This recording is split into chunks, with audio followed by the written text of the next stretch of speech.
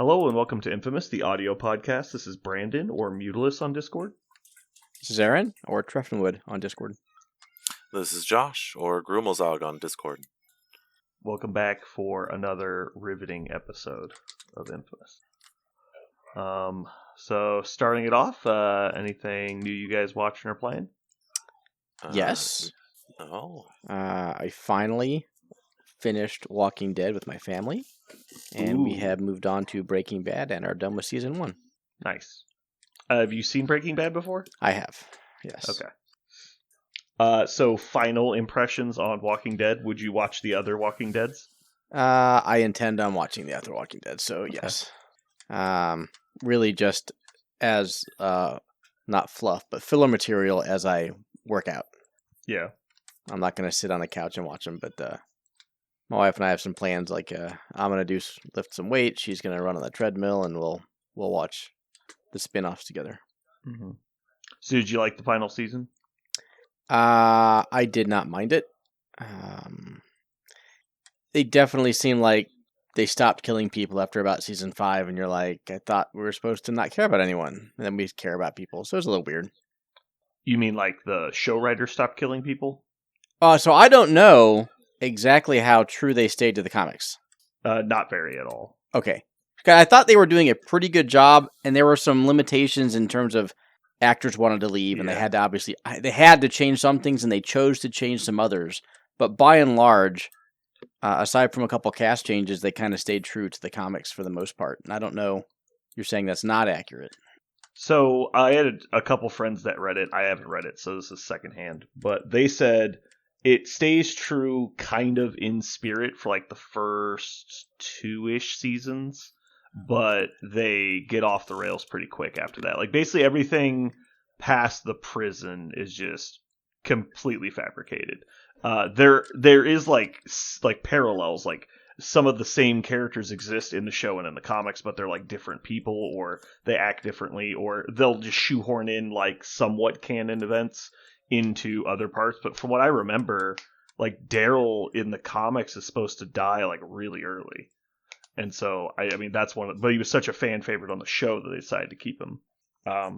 But yeah, like from what I remember, the comics focus a lot more on the psychological aspect of the situation. Like, so the stuff with Carol and the girl, where the girl's like, what happens when you're a child who's raised in this environment is like you're a complete sociopath. Like you just don't value life at all, and all this other issue stuff. Mm-hmm. And so that's a lot more of what the books focus on, from what I remember.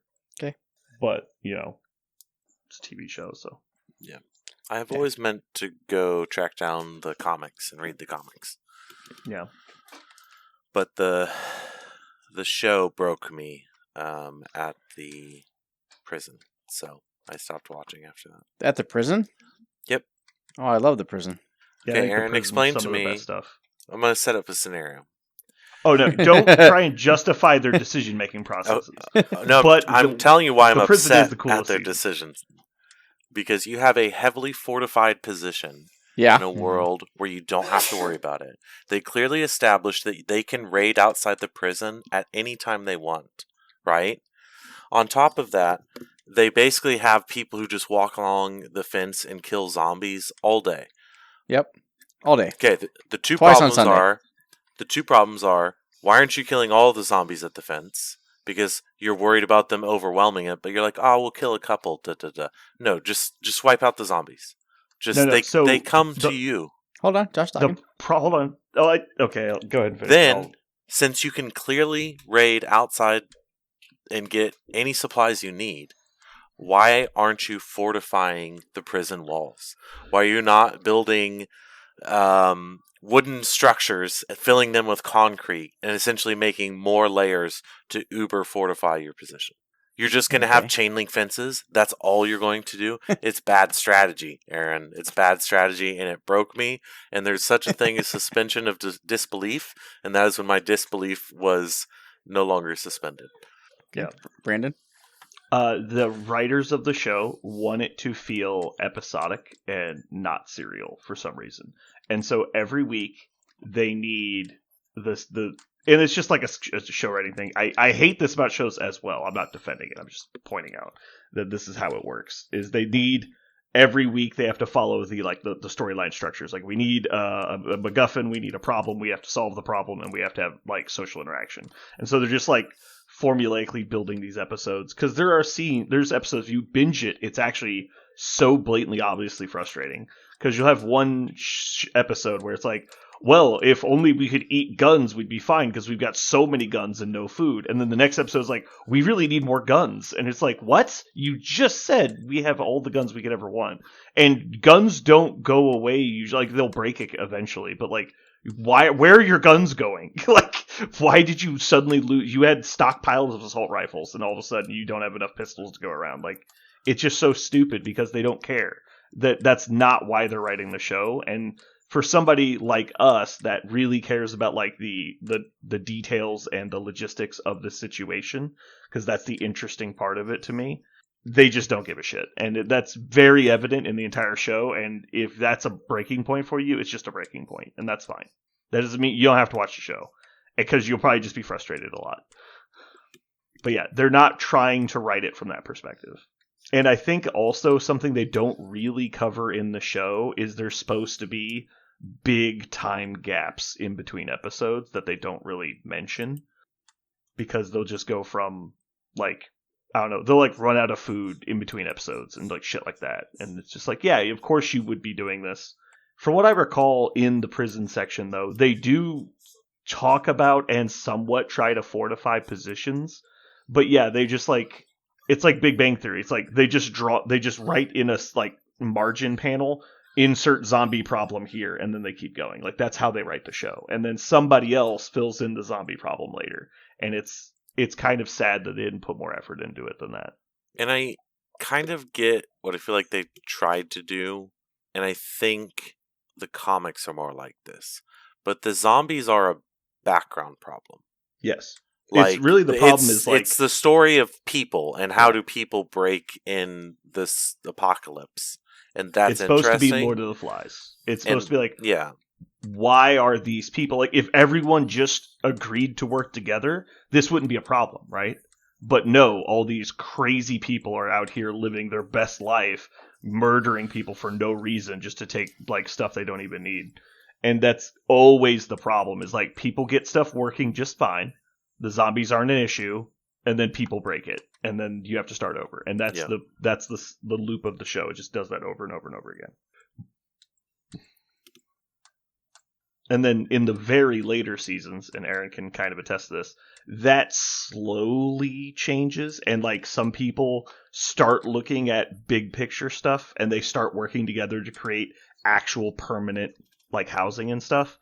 But even as you see in the prison timeline, with the governor the season before, it's always corrupted immediately by the people who are emotionally strong are usually broken in that same way, and so they cause problems of their own because they're either power hungry or psychotic or whatever, and then they just end up ruining the small good thing. But that's like the point of the show, is that like it can't work unless there's like a governing factor. Like there's someone has to like direct it, or it's just gonna fall apart. Agree. There has to be like something that happens.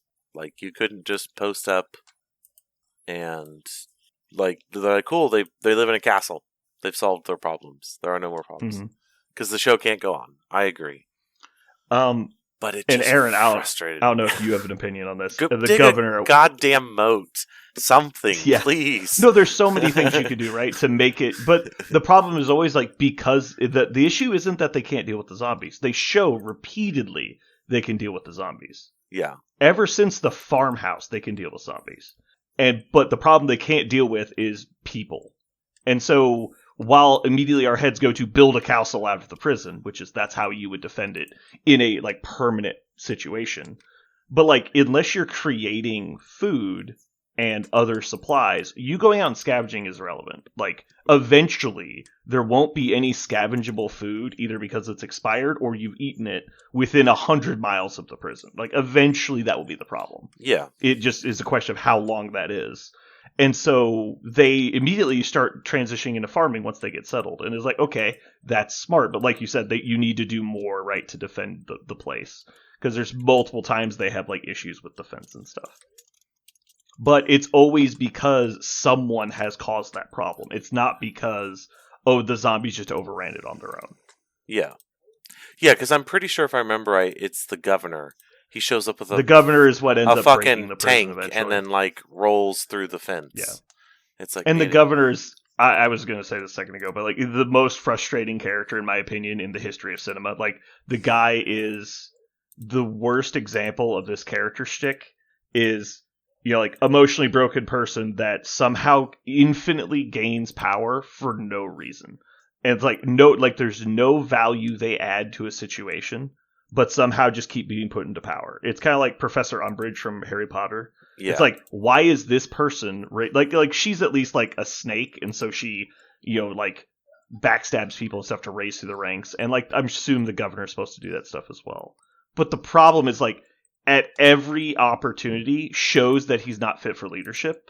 And early on in the governor's like storyline, you can believe that the people follow him for some reason. Like, it's because, oh, like he takes care of them and all this stuff. But immediately he starts like killing his own people, and it's not like secret, like other people know. He's just killing his own guys. Yeah. And at any moment, one of his people could just shoot him in the head and take over. At any moment this could happen. And they just don't. And then there's like multiple scenes where the blonde girl, I can't remember her name, is like basically sent to kill him. And there's like 5 times she has the opportunity to kill him and just chooses not to for no reason. And it's like, this guy just has plot armor for no reason and just creates shit shows of problems left and right. It's like everyone just lets him skate forever. It's very frustrating. I hate that like storyline plot where it's like, we'll just have a guy have plot armor, be an idiot, and be psychotic, and just nobody holds him accountable for anything he does. Yeah. Like, yeah. He like, blatantly lies to people's faces, and they know it. And there's like, there's no way you could not figure this out. And it's like, nope, just leave him alone. Let him do whatever he wants. Yeah. Yeah, it's just like, I think when he like, they lose the town to Rick's group, and so they scatter. And he ends up in like a different survivor group. And one of the guys from the town is there. Okay, I didn't think you would watch that far. I was going to mention that specifically. It's like the only one... I literally watched with them, like, when they get kicked out of the prison, I might have watched until... It's like the most of the way through that next season, yeah. With the cannibals, I think. Mm-hmm. I might have seen up to, like, Terminus. But, like, that's where, like, the prison, because I watched it faithfully. Like, we got friends together and, like, watched the episode every weekend. And I was like, yeah. And then... Yeah, Walking Dead was pretty big back then. The prison happened. I was like, I think I don't fucking like this anymore. And then we got to Terminus, and I was just like, I'm tired of this. I don't care anymore. Yeah. But yeah, like you're saying, they meet up with that other group where his right-hand man was in charge of this little group that was going around. Yeah. And he gets there and he settles in. He's like, I'm over that. I don't want to be in charge anymore. I'm just going to like try and live my life with these new people I met that I'm friends with. And then immediately, like, the guy's like, hey, now that you're like more stable, how about we run this place together? And like, you can help me. We'll work together to keep these people safe. And he just straight up murders the guy in an instant. Like, in that moment, he kills him. And I'm like, why? Yeah. Like, why would you kill him for that? Just say no. You can refuse leadership. And then the next scene is, I have to take over the camp. And you're like, that's what he offered you. Like, what do you? It just makes no sense. It's so crazy. Like, you can't even follow his train of thought, and people think it's okay to follow him. Like, it's so... No one in that situation survives. They always kill, like, the random smart people and just leave that guy alone to his devices. Yeah. Sorry, I'm ranting at this point. I hate that character so much. So anyway. Aaron. Yes. Anything else beyond Walking Dead? Like I said, Breaking Bad, but I don't know... We can talk about that more as we get through it, if we want to. Did you watch Better Call Saul yet? No. That's why we're watching this with my wife, so I can watch Better Call Saul with her and my son at the same time. Nice. I actually prefer Better Call Saul over Breaking Bad, but I think Breaking Bad is a stronger show. It's just, I like the mix of comedy with and pacing just better in it. The first season of Breaking Bad is pretty fucking hilarious. No, it's got fun parts, but as the show progresses, it gets really heavy, and there's like really tense, like long drawn out scenes, which is good. Like it's really well done, and so not taking anything away from it, and it leads a lot into Better Call Saul. Like a lot of it wouldn't mean as much if you didn't have the foundation of Breaking Bad built on it already. Yep. But I just prefer the pacing and like that character really. Like I just prefer to watch it. Mm-hmm. All right. I have not really been playing video games. I basically had to give up video games to do more stuff. I've been playing Stardew Valley. Stardew Valley? My little farming game. Mm. I'm trying. Good? Oh, it's one of the. I would argue, from a particular standpoint, it's probably the most popular game of all time. Like it's one of those like one guy basically made it. And it's just like Harvest Moon, but not done by Nintendo. Because I always have an axe to grind with Nintendo. And it's great. It's a very good, like, I just hop on, play a couple days worth of time, run my farm, and then go do something else. So, I've been trying to do a lot more painting. And I have Warhammer Old World models to assemble. So, I need to get on that. Yeah, that's kind of where I'm at. I want to get more consistent on hobby time. Yeah, I do too. Because like I would like to finish my yearly MCP squad, getting one painted. I've got my Trench Crusade stuff, which I'd like to work on, and then I unfortunately picked I'm building towards a nomadic Wa force, so everyone is on a boar or a wolf or something, and that means a shit ton of dry brushing and painting fur, which is time consuming. So fur is like the easiest thing to paint. It's not bad, but I try to do it well, and so sometimes I find myself like doing a model twice or even 3 times because I'm just like, oh, so you'll like actually fully restart a model? I'll. Or not intentionally, but I'll try to fix a spot, and in doing so, I fuck up another spot, and then it just becomes me playing whack-a-mole, trying to like make it look fine, and then I'm like, why do I care so much? Like, it doesn't matter. So, yeah, I can definitely relate to the caring too much, and just so because of that, you put too much. Like, it's okay if you have a mistake, like the happy little mistake, right? It's like, hey, the hind leg doesn't look as good as the rest of it, and you're like, no, I gotta fix it. Like, and then because of that, you end up, like you said, whack-a-moling a bunch of different parts of the model. You end up spending 3 or 4 times as long as you probably should have on the model to make it look basically the same. And so because of that, it makes you not want to paint as much because it takes so much longer to produce anything. Correct. And so I've tried, especially with like Warhammer, I'm trying to do like, I'll spend a ton of time on like my hero units, right? Because I want them to look good. Like those are the guys doing stuff. And I'm trying to remember that it doesn't matter what the shitty goblins look like or the regular orcs look like. Like they're just there. They don't matter. And I am pretty disappointed. I have a model from, I'm gonna have to figure it out, but I have the model that came with the Warhammer Online Age of Reckoning, the collector's box. I have that model, and it's been unprimed, unpainted for years because I was like, I'm not a good enough painter. I want it to look fantastic. I think I sold mine with my orc lot when I sold mine. They're super common, so it's not like a rare thing. I know there's a ton of it. I know I had that model because I have the graphic novels and everything too. Yes, but I think it's rad. Like I love that model, and it's a cool model. I put him on a base. The correct base for like the new game. He's just like overhangs by 3 Yeah, times. he's too big. I can't. It's like a Christmas tree, yeah. I can't get him to fit in because the other problem is I was like building black orcs and they're super dynamic. Yeah. So it's like one arm up and they already barely fit on the bigger bases. And I'm like, holy shit, I cannot get this guy to fit in a rank model thing. I played orcs and goblins back in the day, and the way I did it was you would have to literally build the unit in order, like in a rank, to make sure that everybody fit. And the way And there's also the thing you can do is like every other guy gets rotated 15 degrees to the right, and then you go back to center, and then to the right and back to center, and that helps a lot. But yeah, those old orc kits are honestly terrible. For that exact reason, the sculpts are actually pretty fine for the time period. I actually like the Black Orc models a lot because it's just like the right style for them. But like you said, older guys are like 2 hands over their head, and because they're already like the widest models in the range, and their elbows are then sticking out, and they're all in the same pose, so they run into each other. So that's why you have to like rotate like 15, 20 degrees on each guy back and forth. I built a couple, and I think I'm going to do exactly what you said, was like, I'm going to go through and like have to identify and write which model goes where, how wide. Yeah, you do like a silver Sharpie on the bottom, like 1, 2, do it 3. exactly like that. Because the other thing is, too, is they have the Motley Crue special rule or whatever, and so they can take double weapons, and some of them can take shields, and so they don't all have the same weapon.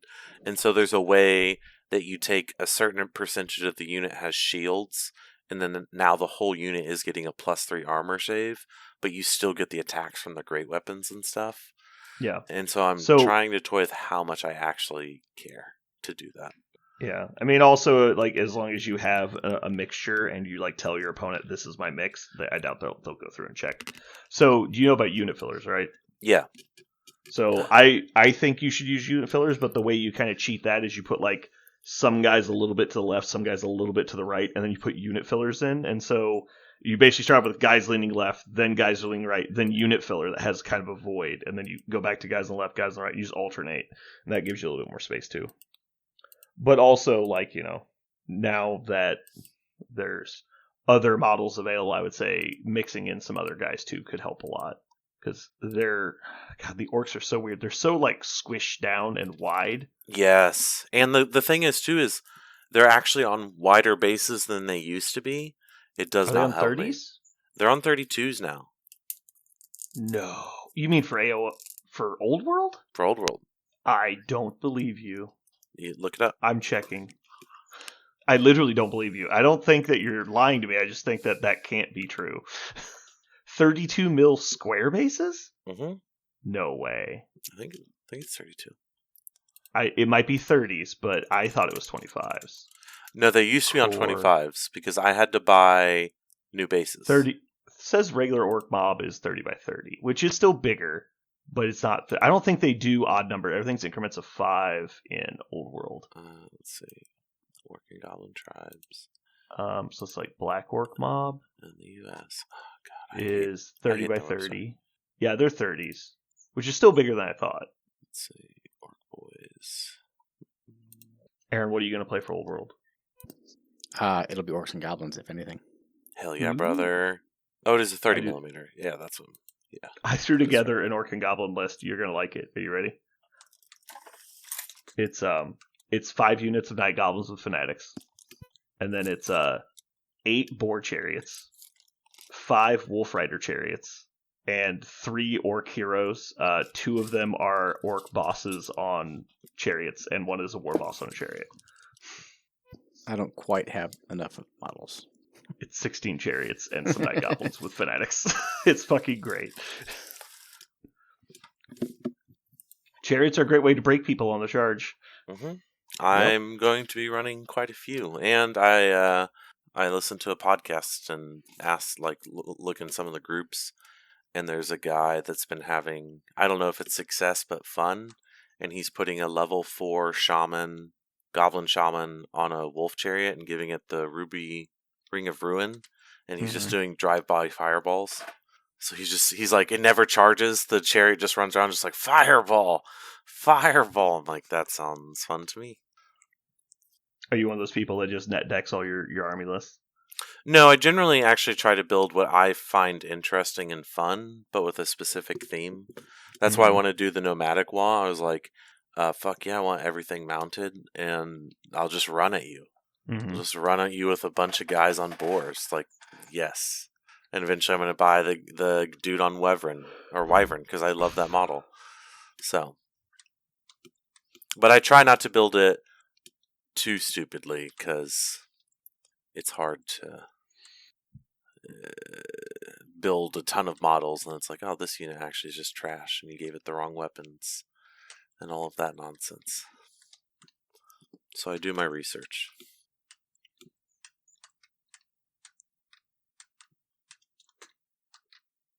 Oh, Caliside. Gotcha. I'm just looking at Stone Trolls real quick. I used to play a bunch of Stone Trolls when I played Orcs. Have It you was, looked like, at last thing I was- the Troll Horde? Troll Horde? Yeah, so one of the two armies of renown Oh, for no. or Yeah, infamy. I'm not worried about that. I was just looking at the unit in general. Mm-hmm. It's just a little bit different than I remember. Because I'm gonna pick it up, I think, just to have in paint. But the Ogdra's Swamp Digger, the new orc shaman who wears a troll hide skin, love that model. It's so cool. Did I tell you guys I finally saw Thunderbolts? Yeah, what'd you think of it? I liked it. It wasn't quite what I expected, but I think it was solid. Now I'm thinking I did talk about this on the cast. I just don't want to double We dip. might have. I think we did. Yeah, I think I did. Anyway, I liked it. I thought it was probably one of the better Marvel movies to come out, post Endgame. Mm-hmm. But that's not saying a lot. It's probably Guardians 3 is the best. Maybe No Way Home is better. I'd probably go with No Way Home than Guardians 3. And then after that, it's kind of like a hodgepodge of mediocre. I enjoyed it quite a bit. I generally go to see Marvel movies to be entertained. And so even if they're pretty bad, I'm like, cool, I enjoyed myself. I wasn't mad that I was there. I think the only bad one that I didn't like was the Marvels. And Marvels was pretty bad. Although I knew I wasn't going to like it. I wasn't confident, like, going in. I was like, oh, yeah. And I saw it, and I was like, I judge most movies off of their villain because I find that interesting. And Marvel has had some really good villains. And so I went in and I was like, I kind of don't care about the villain. The villain actually has, like, good motivations, but, like, doing the wrong thing. Yeah, I can't even remember who the villain was. It's some chick who's, like, Ronan the Accuser, but not the Accuser. And she's stealing other planets' oxygen and water and stuff to bring life back to Hala, because the Kree homeworld is dying. Because Captain Marvel blew up the AI that runs their empire. I literally don't remember any of this. And so she, like, her motivation is actually not bad, but she's just being rude about it. It's like, you couldn't go to planets that I'm have, kind of like, remembering this now. Yeah, you have you can travel through fucking space. Just terraform your planet. Like, there's no need to go be mean and take other people's shit. Yeah, I did like Neil deGrasse Tyson talking about, like, because people always ask, how long till we can terraform Mars? He's like, forever. It will literally be forever. Because why would you? Because if you could terraform Mars, you could just fix Earth. So who cares? Like, it's like, if you could just control the environment to that scale, you would just not have a problem. Yeah. Like, it would be nice to have be a 2-planet society, but, like, you wouldn't do it because Earth is dying. That wouldn't make any sense. Yeah. Let's see. I think I said last week I'm rewatching The Blacklist as my idol show.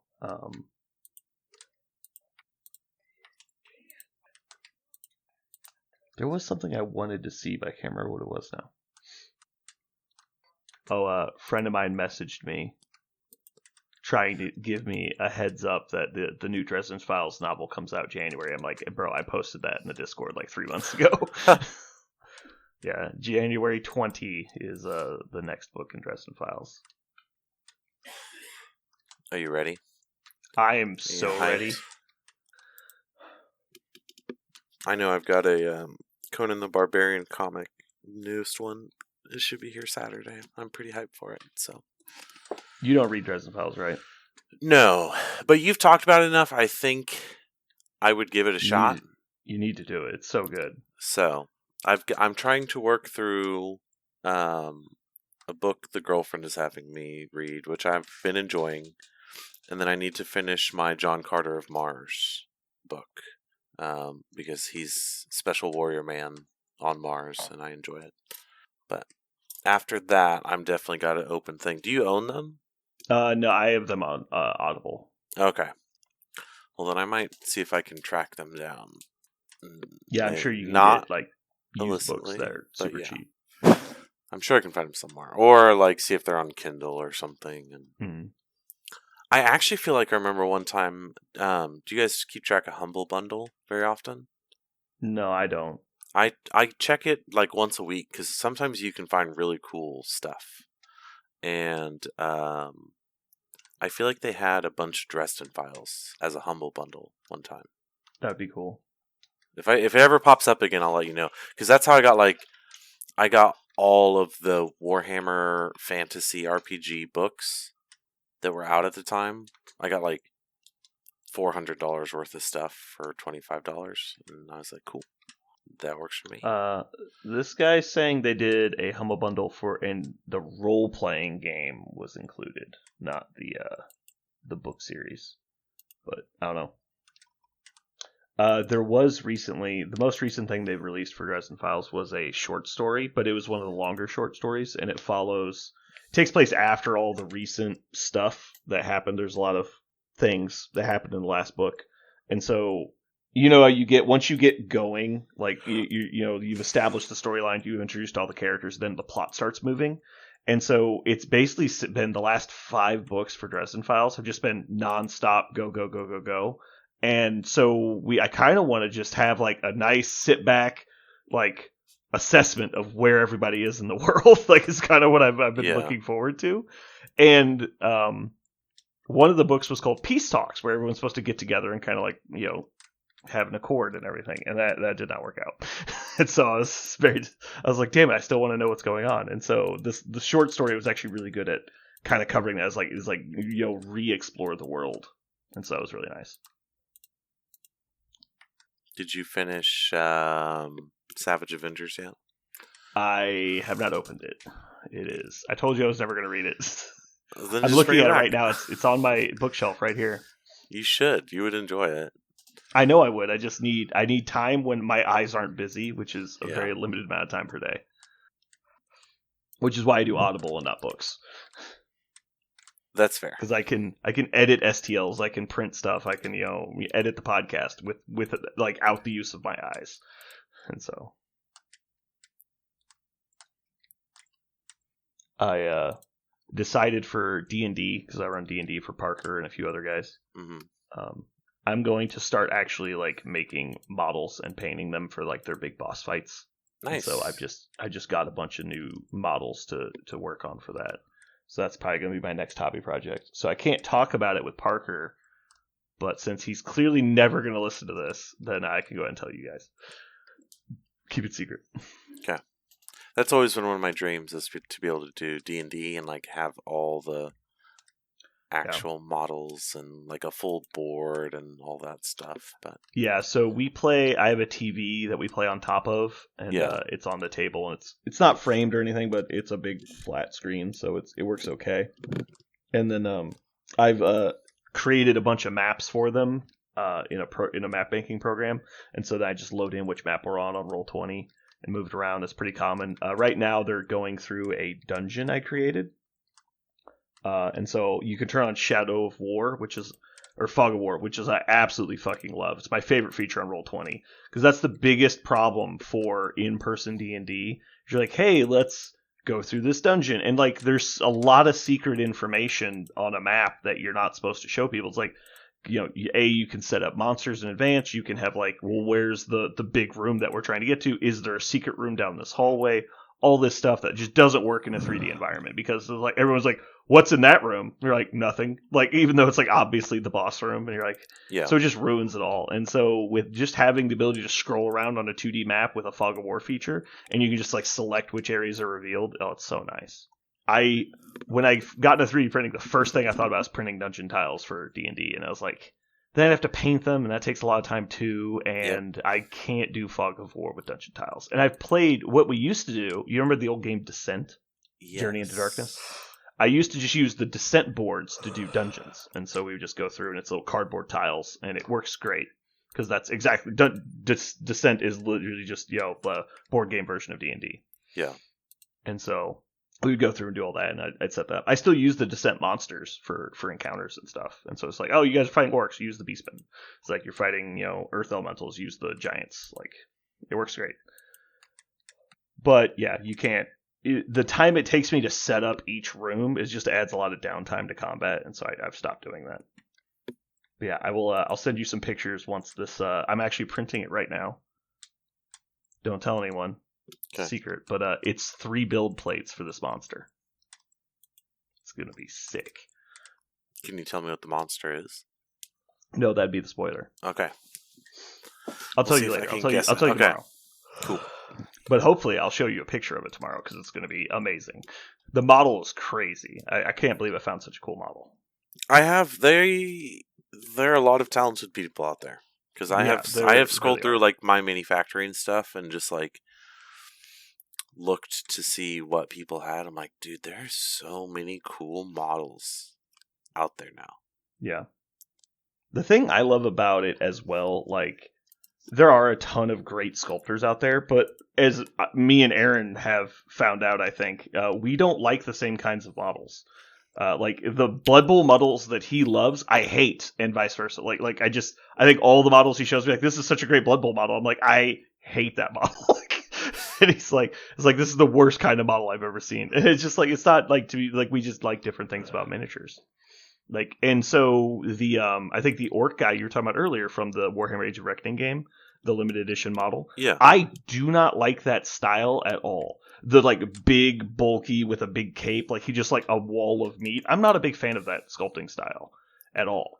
And so I didn't really care too much about that mini, but you were just saying how much you love it. And so I think one of the coolest things about all this huge boom of 3D artists is that there's something out there for everybody. Like, it doesn't matter what style of artist of like, miniature sculpting you like, it's out there somewhere.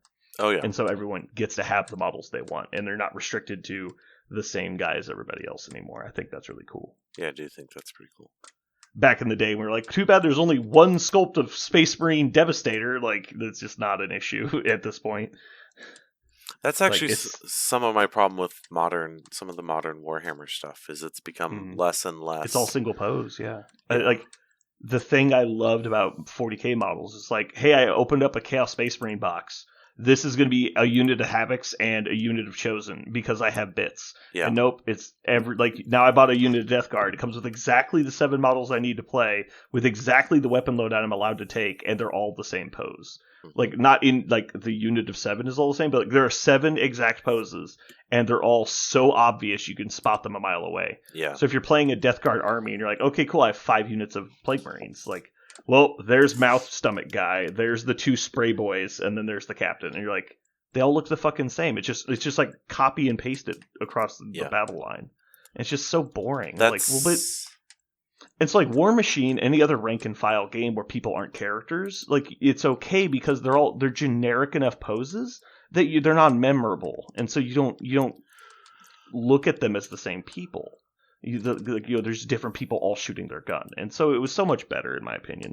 Yeah, that's part of why I wanted to do Old World, because I like to nerd out and like write my own little lore for my army and like give my leader a name and shit like that. And it's like, you can actually like, rules wise, kit them out how you want, but like, you just get so many little bits and you can put them in different ways, and like, you can make your model look however you want. And like, I know I was building some of my orcs and I was like digging through my old bit boxes to see what I had to just change it up, and it was like, that's enjoyable. I like that. Yeah, list building is a big part of it for me too. Like, sitting around and just like, hey, I wonder if I can tinker with this list. And it's like, if we said, all right, Josh, next Monday we're both going to show up with the Orc and Goblin list, we could do that 1,000 times and never show up with the same list. Yeah.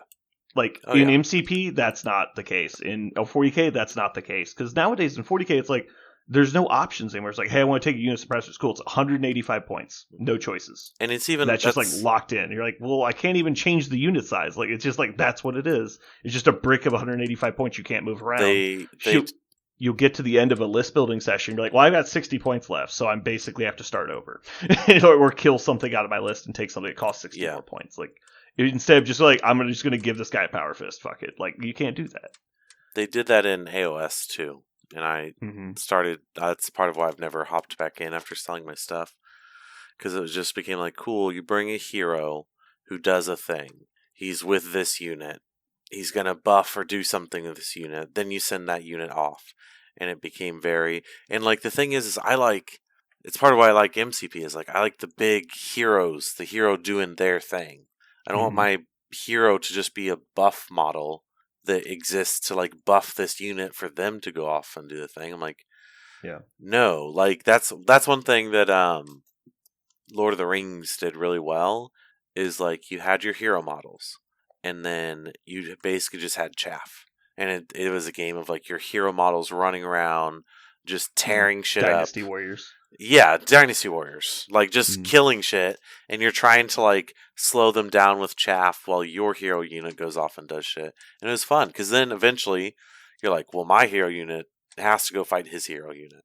Like, this is just how it's going to play out. Mm-hmm. And it would just be, like, down to the wire. They're just hacking and slashing away at each other, and it was great. It was so much fun. And then Games Workshop killed it. They killed that game. Yeah. I was building a Vampire Council list yesterday, and I was just throwing some stuff together, and I found, like, because I think a lot of people kind of find their comfort zone on core choices because it has to be 25% of your list. Mm-hmm. And so it's always the same point cost. And so you kind of get into this where it was like, all right, well, that means I have 3 of this unit, or this unit and this unit, or like 4 little units. And like there's a combination that adds up to like right around 25% that it kind of becomes a standard rotation for you. And then obviously you'll change it depending on the list structure. And so I was like, all right, so I found my core that I like. I find this really nice like collection of pieces that is like exactly the like 25% to the point. I was like, all right, this is great. This is gonna be my go-to to start, and then let me build the rest of my list. And I get done building, I'm like, this army only has like 4 units in it. Like, this feels like a terrible list. I've got like this block of Graveguard that's pretty big, and I've got like a unit of skeletons, a unit of Blood Knights, and a unit of Black Knights. I'm like, and that's the whole fucking army. I'm like, that sounds terrible. Why is it so bad? And then I was like, oh yeah, my lord's like 600 points. Like, I should probably change that. Yeah. Like, it's like I want to take other units. Like, and so I was like, shit. But I also want him to be a badass, so.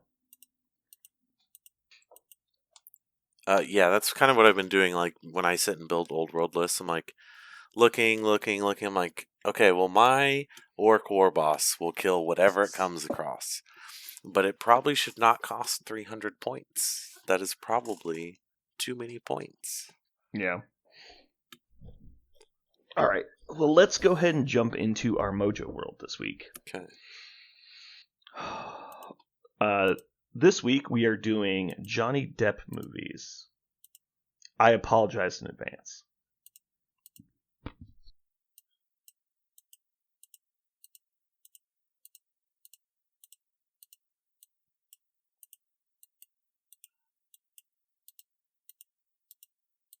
Okay, so starting off this week, we have Josh, because you're the guest. Yes. Yeah, I'm going to warn you now. My list is going to get very bad if you take my very few good choices. That's good.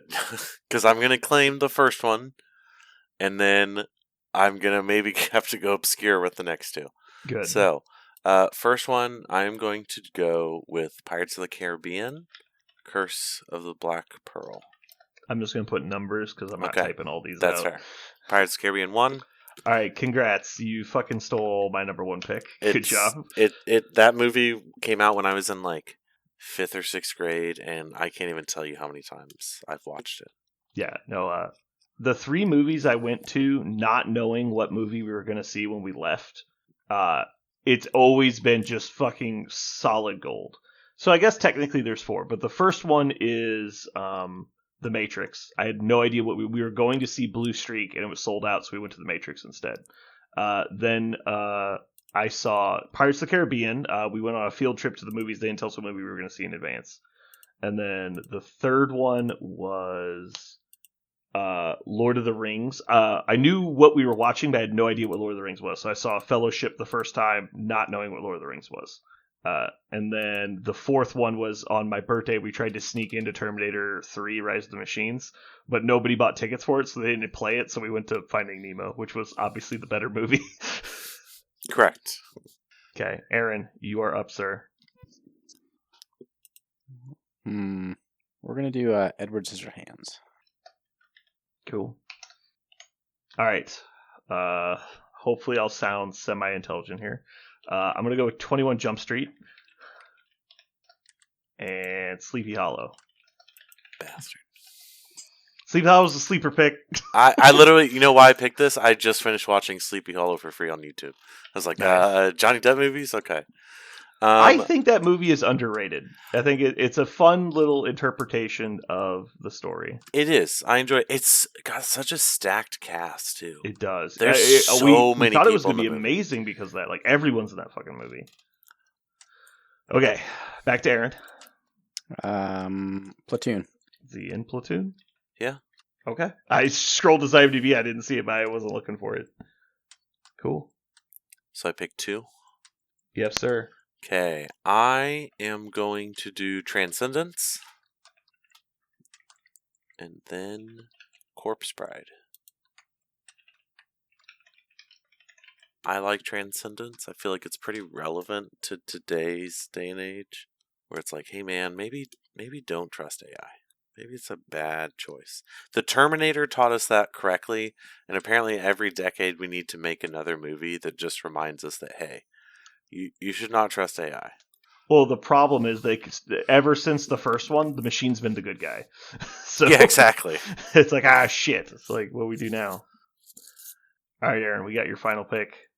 For all those musical lovers out there, it's Into the Woods. Cool. I've seen one movie you guys have listed collectively. It's clearly Pirates 1. Yes. All right. I guess we'll go with Pirates 2 because it's got a Kraken in it. That's yeah. cool, right? All right. I apologize. It's a legal everyone. choice. I did not realize how few Johnny Depp movies I had seen until we did this. I was like, yeah, I've seen a bunch of them. And I started thinking about it. I'm like, you know what? I don't think I have.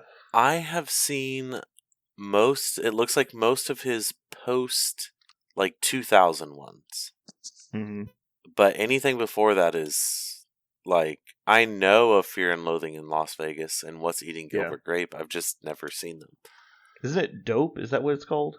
Blow. What's the... Blow, yeah. Blow. Blow's another one I know that was supposed to be really good. Oh, I see Platoon now. Edward Scissorhands is supposed to be good. I've heard of all these movies. I've never seen them. Mm-hmm. Funnily enough, I didn't know until we did this that he was originally Officer Tom Hansen on the original 21 Jump Street in the TV series. And so what he's doing in the movie is a cameo. I didn't know that. I just thought he was just a random cameo and he's reprising his role. I think That's that so was cool. His breakout role, wasn't it? Was 21 Jump Street? Well, I mean, his first thing he was in was Nightmare on Elm Street. Yeah. And then after that, then it looks like Platoon.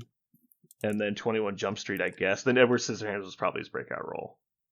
And then he's in a bunch of other, random creepy stuff. But yeah, I mean, there's a lot of good stuff on here. Charlie and the Chocolate Factory is another thing I haven't seen. Does he play Willy Wonka in that, or is that Charlie as the Chocolate Factory owner? He is Willy Wonka, and it is, it's an experience. It's a remake, right? Yes. If you have not watched it, it is definitely an experience. I don't hate it. I don't love it. Because the first one is, classic, right? But it is worth watching at least once. I hate him in Lone Ranger. Did you guys see that? No. Where he plays Jack Sparrow, the Native American? Yes. It's a little bit of a racist stereotype. And then he's literally just Jack Sparrow, the Native American. It's like, okie dokie. Okay. Apparently I need to watch Tusk. Shout out to Kenny. Is there another? No. Wait. Are there 5 Pirates movies? There are 5 Pirates movies. I haven't seen one of them. Because they make 3, and then the 4th one, the bad guy is Blackbeard. And then the 5th one, the bad guy is a Spanish I have seen police all of them. officer, Shit. essentially. Yeah, he's some Spanish Navy guy. Yeah. I know I saw Dark Shadows, but I could not for the life of me tell you what that fever dream of a movie is about. Mm-hmm. Here, where's my movie list? I have a list of movies. Shout out Secret Window. I didn't hate it. I used to date a girl that was her like favorite movie of all time, so we would watch it often. Okay, I've added a couple movies to my watch list. So Josh, I don't know if you're aware of this, but a slice of apple pie is $2.80 in Jamaica, but it's $4 in the Bahamas. These are the pie rates of the Caribbean. Okay.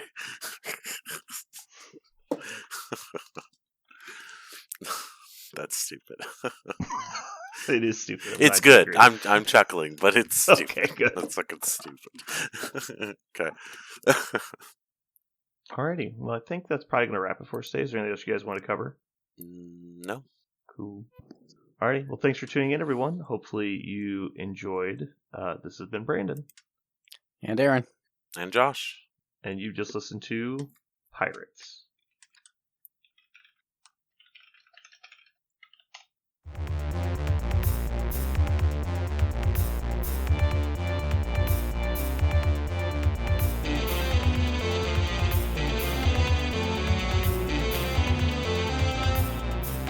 So what are we going to call this thing?